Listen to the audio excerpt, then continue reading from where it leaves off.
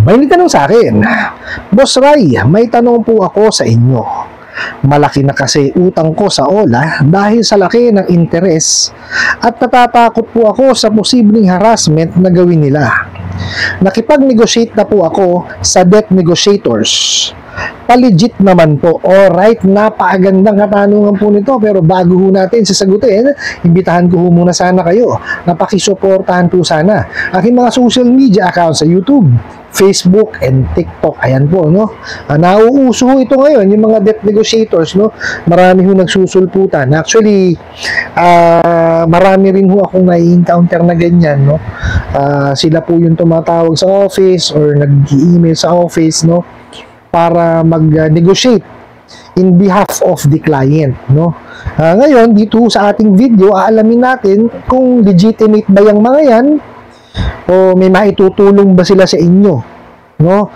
Para ho kahit papaano maintindihan ho natin kung tama ba na tawag dito, kumontak tayo o kunin natin yung serbisyo ng mga debt negotiators. Okay? So, himayin mo natin itong katanungan na pinadala sa akin. Okay? So, ang katanungan nyo po, no, is kasi nga malaki na yung utang ninyo dahil nga po sa laki ng interest. Okay? At saka, natatakot kayo dun sa posibleng harassment na gawin nila. Dun muna ho tayo sa malaki na dahil sa laki ng interest. Okay? Hindi ho nyo kasi nabanggit dito kung magkano ho yung nahiram ninyo. Kasi ganito ho yan, no? Kung yung nahiram nyo po is 10,000 pababa, so pwede nyo hong gamitin or pagbasihan yung ceiling on interest rate na memorandum po, no, ng BSP na tawag dito na sinunod po ng SEC. Okay? Kasi po, yun po yung legal na interest, no, para po sa halagang 10,000 pababa. So, ngayon, kung napipressure kayo or hindi kaya nai-stress kayo, kasi ang malaki na yung interest, di ba? Yun na lamang po ang sundin ninyo. Okay? Kasi definitely yan, for example po, na-approve kayo sa 10,000 natin pagbasihan, 10,000. Ang na-disburse sa inyo, 5,000 lang, kalahati lang. So, talo na kagad kayo ron. Di ba? Nilabag kagad nila yung ceiling on interest rate, which is 15% lamang po per month. Tapos, itong mga bugo katabusan ng online lending apps na to, 50% in 7 days. Diba? Yung kinaltas agad. Kinaltas pa lang daw, wala pa ho yung interest, ha? Totoo po yan. Kasi for sure yan, ano yan, tawag dito, ang gagawin yan, 10% per day. Totoo yan, ang dami ko nakuha, nakuha ng mensahe. So, yung, yung 10,000 nyo, kung 10% per day yan, in 7 days, so 1,000. Oh, 1,000 times 7, 7,000. So, magiging 17,000. Napakawawa lang yan yung mga yan. Okay, ako nagulat eh. 10% per day. So, ibig sabihin ho, no, bali, ang nakuha nila sa inyo is 17 plus 5. Oh, sus Mario Josep, 22,000. 22,000 ang kinuha nila sa inyo. Kung mababayaran nyo. So, sobra-sobra na ho. Di po ba? So, 50 plus another, 120% ba? Sa 7 araw. So, mali ho yun. Okay? Base ho sa ceiling on interest rate, 15 lamang po percent per month, hindi po 7 days. Okay? Ano po yan? Legal ho yan. Okay? Kahit po saan kayo makarating, no? Wala hong magagawa yung mga bugok na yan. Lalo kung inabuso kayo, talagang sundin nyo ho yung sa ceiling on interest rate. No, kasi ito yan, ha? Hindi ko kayo kinukonsente na wag magbayad. Okay? Hindi ko rin kayo kinukonsente na wag sundin yung kanilang terms and condition. Okay? Ang sa akin po, kung kayo po'y hinaras, winalangya, sinalbahe, nilapastangan ng pagkatao nyo. Ayan. Sige. Sundin nyo kung ano yung nasa ceiling on interest rate. Actually, kahit hindi kayo ganun, dapat sundin nyo yung nasa ceiling on interest rate kasi yun ang batas eh. Di po ba? So, ang sa akin po, yun ang aking pananaw. Ngayon, kung nag-aalangan kayo, meron ho kayong po pwedeng pagtanungan. Andyan po, no, ang ating mga abogado. Okay? Sila po ang pwede mag-interpret sa inyo yan. Okay? Pwede kayong ipagtanggol yan. Okay? So, doon naman po sa harassment, ayan, talagang may mga harassment yan kung mga bugo at abusadong online lending apps. Ngayon, kung mga nasa legitimate naman kayong mga OLA or mga online lending platforms, wala naman ho kayong ma-encounter na harassment kasi meron din naman ho mga OLA or mga online lending platforms na matitino. Hindi naman ho lahat yan salbahe.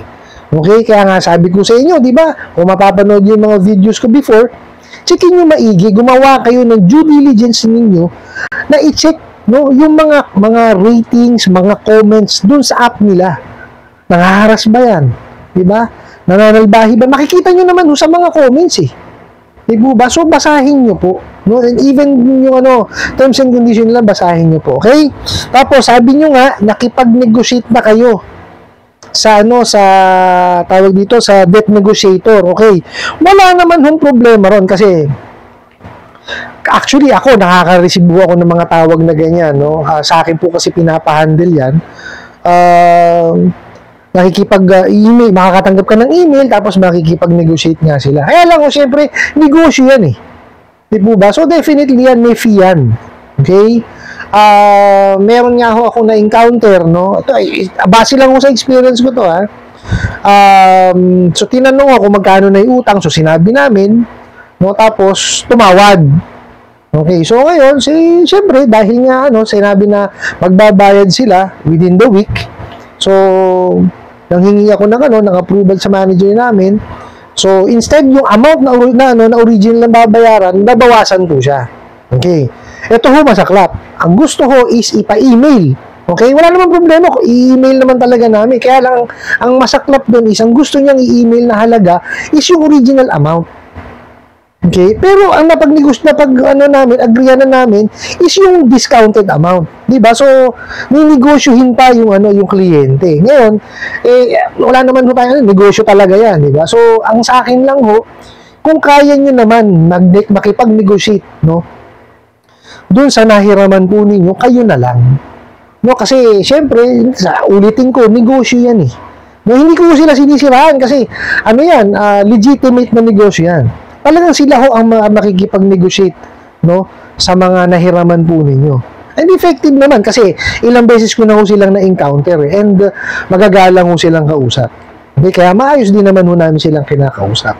Kaya lang, siyempre, ulitin ko ho, no, paulit-ulit negosyo ho yan So, siyempre, mayroon silang dapat kitain, diba, kaya nilang kumita, no, doon sa serbisyong inaano nila sa inyo. No, best example yung kagaya ng ginawa sa amin. Kung ako ho ang tatanungin, kung hindi naman talaga kayo nakakaranas ng harassment, no, at wala namang pang-abuso, kayo na ho makipag-negotiate. Pero kung kagaya niya, kinakatakot nyo nga is yung posibleng harassment, i-assess nyo maigi kung talagang kailangan nyo ng debt negotiator. Kasi baka mamaya, ano pa kayo, instead na mas mababayaran, mas mababa lang ang bayaran ninyo, baka tubuan pa kayo. Yun lang ho yung akin, no? Ano ko lang yun, assessment ko lang kasi naranasan ko. Okay, nakipag-negotiate sa akin, ang gusto niyang ilagay doon sa email is yung original amount. Which is, nagtataka ko, bakit yung original amount pa rin na ilalagay ko, samantalang nakipag-negotiate na nga siya sa akin ng mas mababang diyabak Diba? So, I don't think it's gonna be fair dun sa kanyang kliyente para sabihin na, ito pala utang mo Diba? Ito lang ang binawas nila. Siguro, let's say for example, 5,000. Sabihin, nakipag-negotiate sa akin, ginawan 3,000. Baka sabihin mo sa kliyente niya, kasi 5,000 pala yung utang mo pero pumayag ng 4,000. So, kumita pa rin ng 1,000. Although, okay sana yun kung mga ganong klase ng halaga kung paano malaki yan diba? So kung ang sa akin lang ang opinion ko is kung sa tingin nyo naman wala namang harassment, no, hindi naman kayo nakadanas ng harassment, ng pang-aabuso, kayo na lang ang makipag-negotiate, no, kasi kayo naman din po talaga ang may utang yan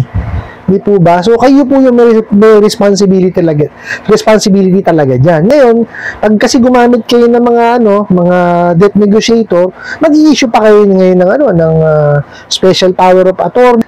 Yun lang po sa akin. Kayo ho ang masusunod dyan, no? Pero, I have no problem dun sa mga,